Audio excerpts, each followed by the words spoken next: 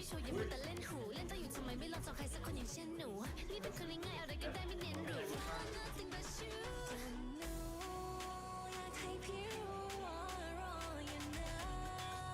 มันจะให้ได้ไม่ทันพี่นี่มันไม่ขาดแค่จับหนูเรียกหนูว่าที่รักก็ไม่ขาดหูอยากให้มีแมวแล้วมาจับหนู Come and catch me Come and catch me พี่มีแมวไหมคะอยากให้จับหนูจะเข้าไปกระซิบที่ข้างๆหูอยากให้มีแมวแล้วมาจับหนู Come and catch me Come and catch me อุ้ยเลิกเนาะว้าว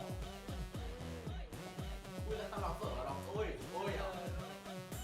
อุ้ย เฮ้ยเอางี้ตีราคาคู่เลยบ้านสองคนเนี้ยไปเลยโอ้โห หนูอยากให้รู้ว่า มาก มาจับให้ใจมันไล่เธอพี่มีแมวไหมคะอยากให้จับหนูเรียกหนูว่าที่รักก็ไม่ขัดหูอยากให้มีแมวแล้วมาจับหนู Come and catch me Come and catch me พี่มีแมวไหมคะอยากให้จับหนูจะเข้าไปกระซิบที่ข้างๆหูอยากให้มีแมวแล้วมาจับหนู Come and catch me Come and catch me เนี่ยแมววิ่ง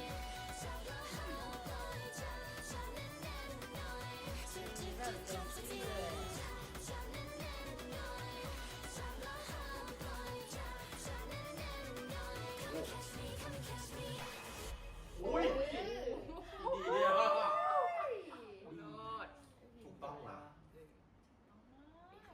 มองไหมมองไหม เจ็บ เบิ้งไหม แมวแมว แมวตัวเนี้ย แมวจิ๋ว แม อ่ะ วจิ๋ว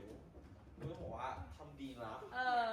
เพลงสนุกปากมา เพลง ก เลิศอ่ะ ฉากหนูอ่ะ แล้วก็ปรับลุคแล้วแบบดูโตกันหมดเลยอันเนี้ย เซซี่เลยอ่ะ คนเลย หน้าแบบเต็มสว เป็ ย นสาวสะพรั่งนะ แล้วเลโก้คือกลืน เอ มาก อ เมมเบอร์รับสุดๆ ไปด้วยกันไปได้ไกล แต่ชอบแฟนคลับเชียร์ตอนเพอร์ฟอร์แมนซ์น่าจะ